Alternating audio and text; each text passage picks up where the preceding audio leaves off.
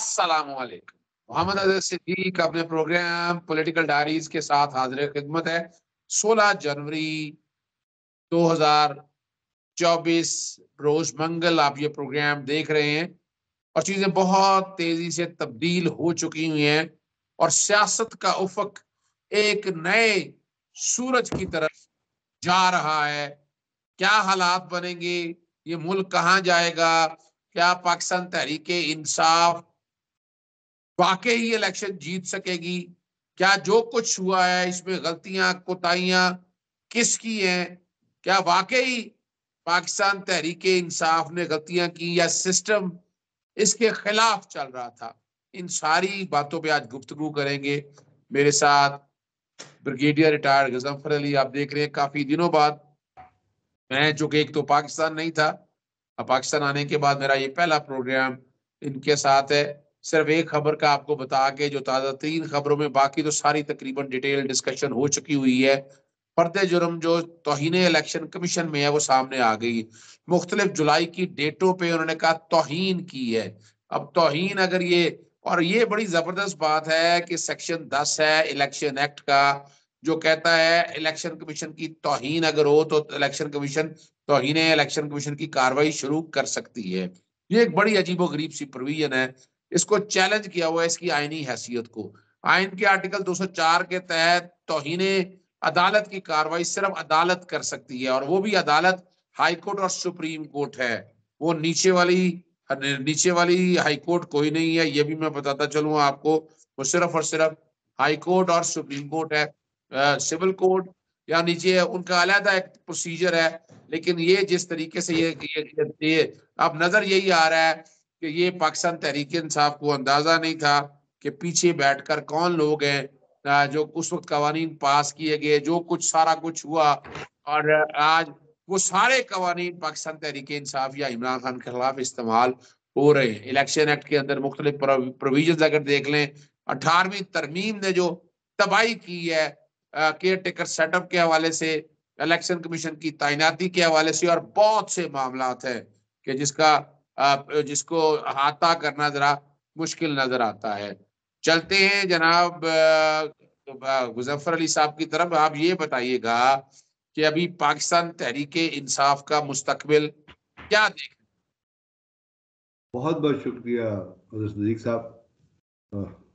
आप तहरीक इंसाफ के मुस्तकबिल की आप उस वक्त बात कर रहे हैं जब कल सुप्रीम कोर्ट से जनाब जस्टिस फाइज ईसा साहब ने एक फैसला सुनाया और उसमें उन्होंने ऐसे ऐसे नुक्ते उठाए कि जिनको सुन के अकल शशदर हो जाती है। अब उन्होंने तहरीक इंसाफ से जो उनका इलेक्शन का निशान था वो छीन लिया। अब इस पे जस्टिस जनाब मोहतरम इत्तेजाज हसन साहब ने क्या फरमाया, वो बड़ा इम्पोर्टेंट है इस चीज़ के ऊपर जानना। इसको उन्होंने कहा कि जी ये गलत उलाम है कि आप ये समझें कि जो अपना निशान है किसी भी पार्टी का वो पार्टी के लिए है।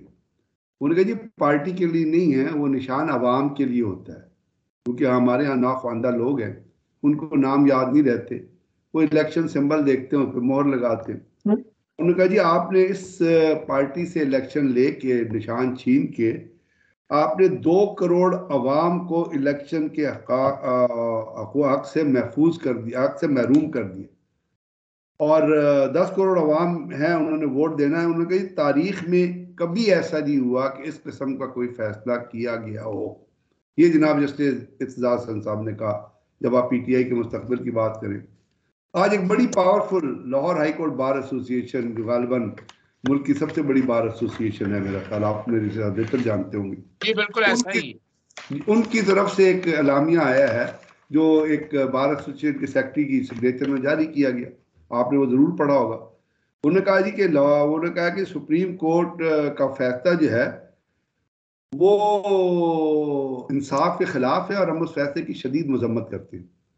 उन्होंने कहा जी, फिर उन्होंने ये बहुत और भी चीज़ें हैं, लेकिन 2 इंपॉर्टेंट पॉइंट मैं आपके सामने रख रहा हूँ। उन्होंने कहा कि जी ये जो बड़ी कोर्ट है सुप्रीम कोर्ट, ये एस्टेब्लिशमेंट के इशारों पर नाचने वाली कोर्ट है। Court Lahore high court bar association उसके बाद Islamabad high court bar association का भी आपने जरूर सुना होगा। उसके बाद एक मैं देख रहा था जस्टिस वरकंडे ने एक बड़ी, जो आप जिसके ऊपर आप तो तबसरा बहुत अच्छी तरह कर सकते हैं, उन्होंने फरमाया, वो भी चीफ जस्टिस रहे हैं, बड़े कानून के ऊपर उनकी बहुत गहरी नज़र होती है। और उनके, मैंने उससे पहले अपने मुल्क के बारे में, उनके अपने मुल्क के बारे में भी, जब बाबरी मस्जिद का फैसला आया था, या जब अभी 35A का फैसला आया थी अपना इंडिया में कश्मीर, उनके ऊपर, उसके ऊपर उन्होंने बड़ा वोकल और बड़ा स्ट्रेट कमेंट दिए। उन्होंने कहा कि जी, उन्होंने ये कहा है इस कोर्ट, जस्टिस मरकंडे, उन्होंने कहा जी ये रंजिश है, रंजिश की वजह, यानी मलेस की वजह से फैसला किया गया, मलेशियस डिसीजन है ये। और ये इसलिए किया गया है कि इमरान खान ने इनके करप्शन के चार्जेस जो है, उनका रेफरेंस जो है वो भेज दिया था सुप्रीम जुडिशियल काउंसिल में।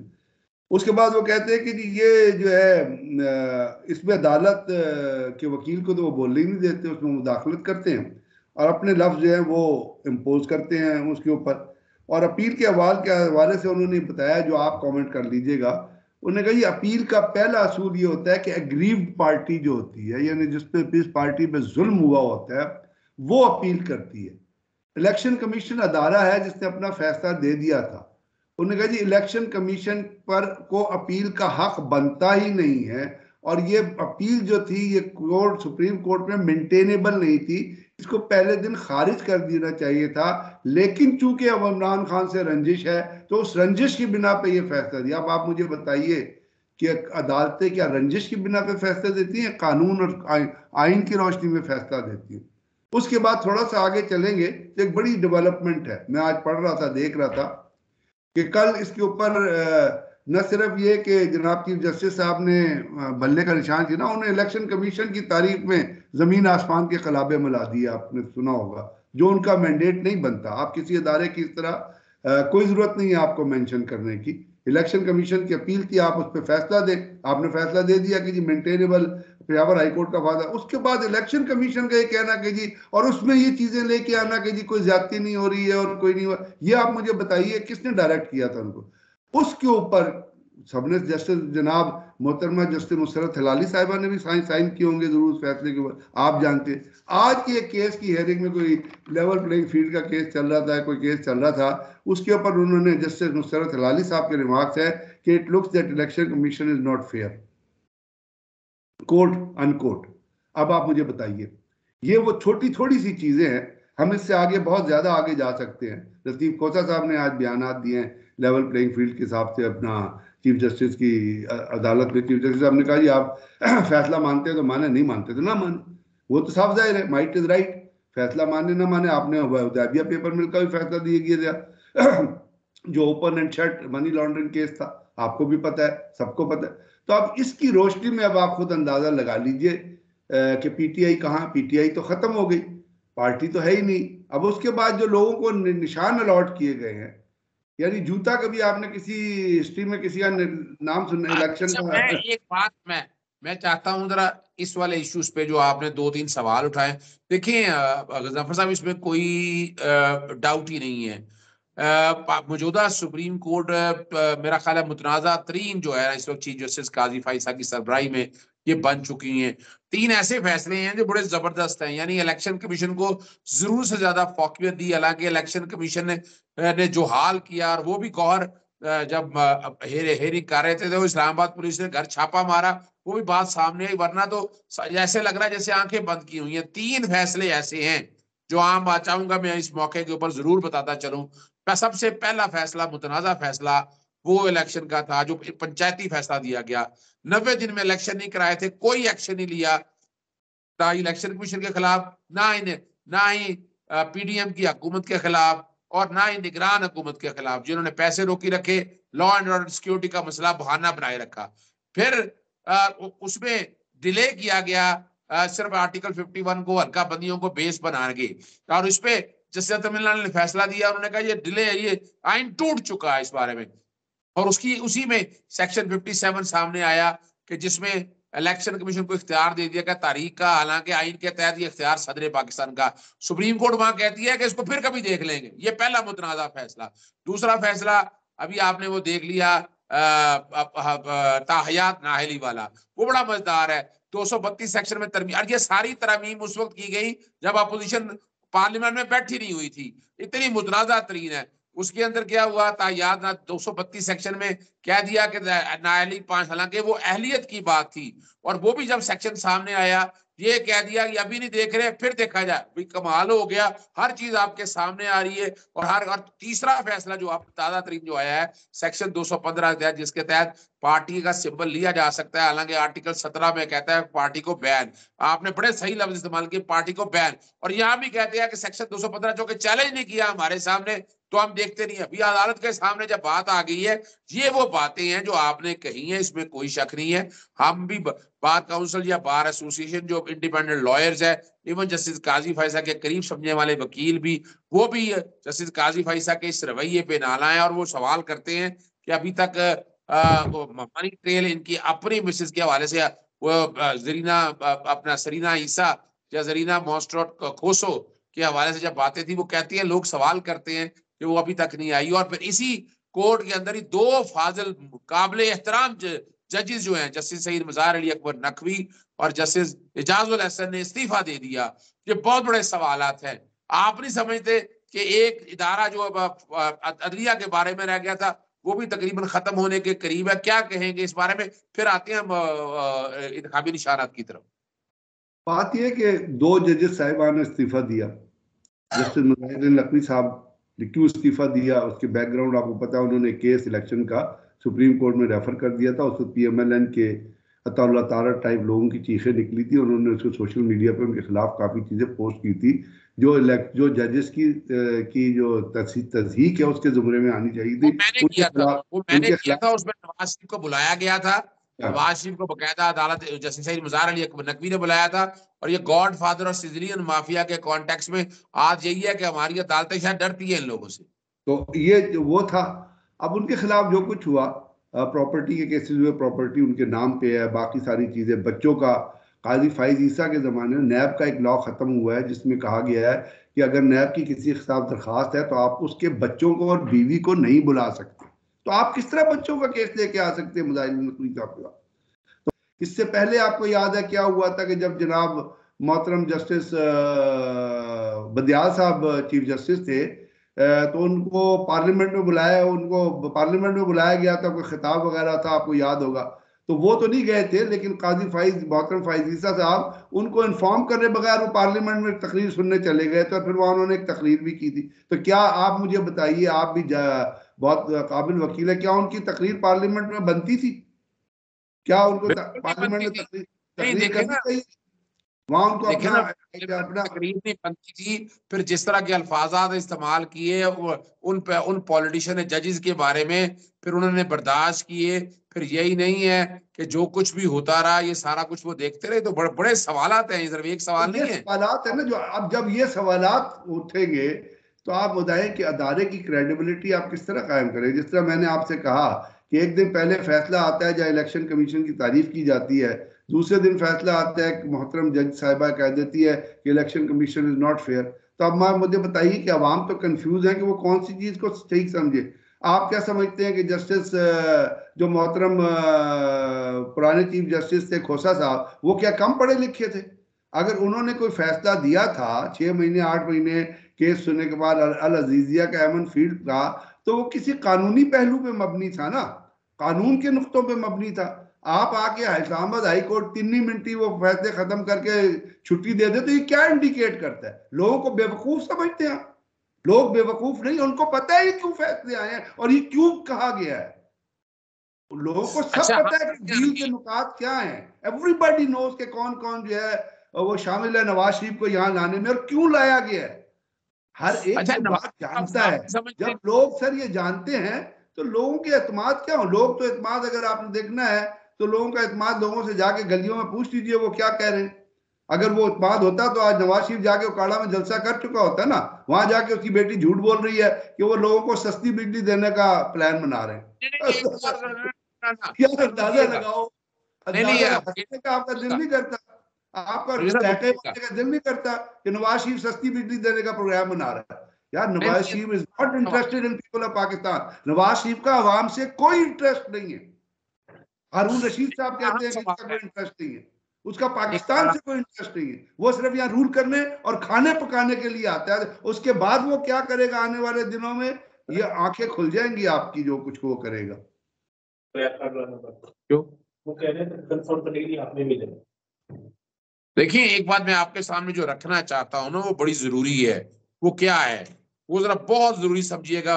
यानी देखे ना, वो कहती है कि रब मदद कर रहा है। फिर रब जब 22 करोड़ आवाम जलील हो रही है इन लोगों की वजह से, इन्होंने महंगाई कर दी, इन्होंने पेट्रोल में इन्होंने चीनी एक अजहर सदीक साहब, एक छोटी सी बात करूंगा आप रब की मदद से। जब एपीएस के बच्चे, एपीएस के अंदर बच्चे मार रहे थे, जो दहशतगर्द एपीएस के अंदर आए हुए थे, आपको याद है, और बच्चों के खून से जो एपीएस की दरबारें रगी गई थी, वो दहशतगर्द जब अपने हैंडलर से बात कर रहे थे और अपने लोगों से बात कर रहे थे, ये रिकॉर्ड की बात है, मैं कोई इधर उधर की बात, कॉन्स्पिरेसी थ्योरी की बात नहीं कर रहा, जब वो दहशतगर्द बात कर रहे थे, वो कुरान शरीफ की आयतें पढ़ रहे थे। कुरान शरीफ की आयतें पढ़ रहे थे और आयतें पढ़ के कह रहे थे कि जी हम बदला ले रहे हैं। इसके बाद जो ये दहशतगर्द जितने हैं, ये कहते हैं कि जी हम जिहाद कर रहे हैं। क्या इस्लाम में मुसलमानों के खिलाफ जिहाद का तस्वुर है? आप बताइए। तो जब ये चीजें हैं, तो आप फिर इसी किस्म के लोग होते हैं ना, साइकोपैथ होते हैं जो बेवकूफ। इसी औरत ने कहा था ना, एक रसूल करीम पीस बी अपॉन से भी एक चीज को तशबीह दी थी, लोगों ने उसको गौर नहीं किया। तो बात यह है कि इनके अकल, इनके बात मुंह से जो बात निकले, उसका कोई रैशनल है कि सस्ती बिजली देने का या रब की मदद करने का? नहीं, मजेदार जो बात है ना, वो बात समझने वाली है। सस्ती बिजली कहां से देनी है? इन्होंने जेब से तो नहीं ना देनी ना। सस्ती बिजली तो इन्होंने देनी थी जो अवाम जो जितने की आई है। यानी इन्होंने तो बिजली का यूनिट 65 रुपए तक ले गए हैं, 65 रुपीज तक। अब ये अवाम के साथ, लेकिन खुद दुख की बात यह है कि इन तमाम जुल्म और ज्यादतियों के बावजूद भी डॉलर कहाँ गया, पेट्रोल कहाँ गया, बिजली कहाँ गई, आपको खुद पता है। उसके बावजूद अगर ये कोशिशें जारी है कि इस किस्म के डाकुओं को ला के आपने ऊपर बिठा देना, फिर मैं और आप क्या कर सकते हैं? हम तो सिर्फ देख सकते हैं और ताली बजा सकते हैं, बस यही हो गया। आप बैठ के रो सकते हैं पाकिस्तान की। मैं चाहूंगा कि जो कि प्रोग्राम काफी लंबा हो गया, आखिर में यानी लग ये रहा है कि एस्टेब्लिशमेंट तुली हुई है, वो इंटरनेशनल एस्टेब्लिशमेंट तुली हुई है, सब तुले हुए हैं कि नवाज शरीफ को, उस प्रोजेक्ट को, जिस प्रोजेक्ट ने इस मुल्क में कितना नुकसान पहुंचाया है, इस मुल्क की जो तबाही की है, आप वहां से अंदाजा लगा सकते हैं। तो क्या आप वाकई नवाज शरीफ को, मैं तो नहीं देख रहा, क्या आप वाकई देख रहे हैं? लेकिन अभी तक जितना बैकफुट पे इमरान खान को ले गए हैं, एक केस में सजा दे दी, सस्पेंशन हो गई, उसके बाद बाकी केसों में जुबान केस पे बनाई जा रहे हैं, और चाहते यही है कि इमरान खान को कॉर्नर कर दिया जाए। आप क्या देख रहे हैं कि नवाज शरीफ इक़्तिदार में आ रहा है क्या? बात ये मेरे लिए इस वक्त जो है ना, अगर आप मुझसे सिंसियरली पूछे, मेरे लिए इस वक्त इमरान खान या किसी पॉलिटिकल पार्टी की बात नहीं है। मैं इस वक्त पाकिस्तान के मुस्तकबिल को देख रहा हूँ, मैं पाकिस्तान के फ्यूचर को देख रहा हूँ। और उस फ्यूचर में जो जितनी भी पार्टियां हैं, जो PMLN है या PPP है, ये ANP है या JUI है, उनके हिसाब से और पॉलिटिकल एटमॉस्फेयर के हिसाब से जो फैसले हो रहे हैं, उनके अंदर जो डायकॉटमी है, उनके अंदर जो मलेस है, उनके अंदर जो तासुब है, उनके अंदर जो रियाकारी है, वो मेरे लिए दुख का बायस है। यानी ANP को लालटेन का निशान दिया गया, उन्हें कहा कि 20 दिन बाद इलेक्शन करा ली। अब आप मुझे बताइए, इस इन इन इन फैसलों की रोशनी में जो मैं आपको बता रहा हूं, आप क्या तवक्को करते हैं कि क्या कोई भी बन जाए? इट डजंट कंसर्न, बिकॉज ये उस सॉलिड बेस पे, उस हकीकत पे और उस सच पे मबनी चीजें नहीं है जो सच ग्राउंड पे होना चाहिए, जिसके जरिए आप ये कहें कि इलेक्शन जो होंगे वे आज़ाद होंगे, मुनसिफाना होंगे और न्यूट्रल होंगे। ये उस चीज पे मुनहसर नहीं है। आज की जो हकीकतें हैं, वो हकीकतें कहीं से भी जन्म ले। निगरान हुकूमत है, एक निगरान हुकूमत है ना, वो उसका DO जो है वो स्कूलों को लेटर लिख रहा है कि जी आज 11 बजे स्कूल से छुट्टी कर दें। अब आप मुझे बताइए, ये निगरान हुकूमतों का ये किरदार होता है? क्या इनके खिलाफ मुकदमा नहीं चलना चाहिए जो शख्स ये लेटर लिख रहा है? तो ये जो नामसाइज चीजें हैं, ये जो म्यूटिलेटेड चीजें हैं, ये जो बाइस्ड अप्रोच है, ये पाकिस्तान के लिए फेवरेबल नहीं। मेरा कंसर्न सिर्फ ये है इमरान खान जेल में है, चलो 10 और मुकदमे बना लो, 20 बना लो, 240 की है 300 कर लो, ठीक है, वो जेल में रहे, लेकिन उसका ओवरऑल इम्पैक्ट, उस पार्टी का इलेक्शन से निकलने का ओवरऑल इम्पैक्ट पाकिस्तान के मुस्तकबिल पे क्या पड़ेगा, ये सोच की बात। बहुत शुक्रिया आपका ब्रिगेडियर गजनफर साहब। आपने, हम नाजरीन बात एक करते हैं कि इमरान खान को माइनस करने की पूरी कोशिश हो रही है, आप करके भी देख लें, माइनस तो नहीं होगा, लेकिन अगर आप आगे इन बहरूपियों को, इन करप्ट लोगों को अगर आगे लेके जाना चाहते हैं, इससे पाकिस्तान को नुकसान है। ये चले हुए कारतूस तजर्बा हो चुका है, पाकिस्तान की बका और पाकिस्तान की तरक्की है वो इमरान खान में ही है। इजाजत चाहते हैं जी, अस्सलाम वालेकुम, अल्लाह हाफिज, पाकिस्तान जिंदाबाद।